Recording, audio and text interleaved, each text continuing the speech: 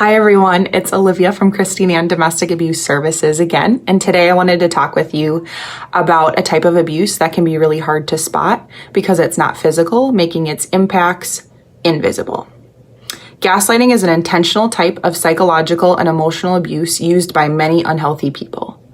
The goal of gaslighting is to get someone to question their own memory, perception, or sanity. The term gaslighting comes from a play from around the 30s or 40s, and we have used that term colloquially since then. In the context of domestic abuse, gaslighting is an ideal tactic for someone wanting control because, again, it happens invisibly, therefore the damage is also mostly invisible.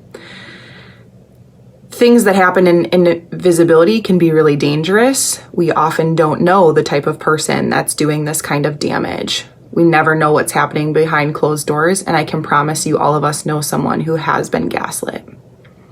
Gaslighting, like many other forms of abuse, can happen over time and therefore can escalate over time. In my experience, people who are abusive not only want more power and more control, but they want more time.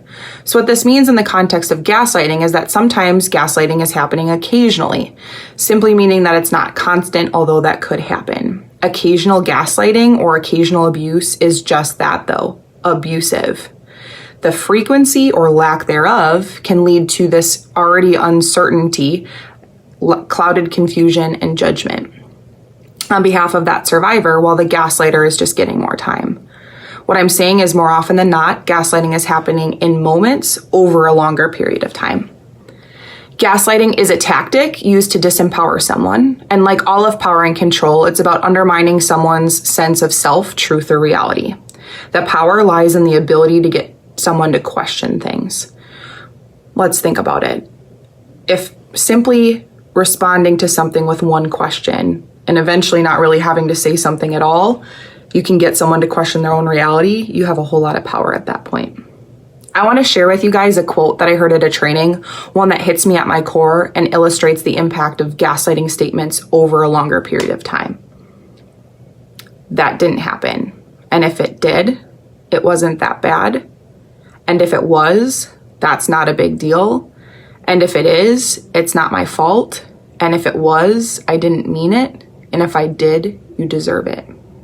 One of our biggest recommendations to our survivor is to trust their gut. However, all too often, surviving gaslighting means that someone else is playing with your ability to trust that voice inside of you. Common tactics of gaslighting are ways in which you might hear some of the red flags that could indicate someone you know or love, or even you yourself are experiencing gaslighting, is withholding information and understanding, countering reality, diverting conversations, trivializing experiences, and the outright denying of instances and facts. Gaslighting is a very dangerous type of abuse, one that's hard to understand, spot, and combat. If you've experienced this type of abuse, please give yourself time, space, and support to heal. And remember that help is always here at Christine Ann.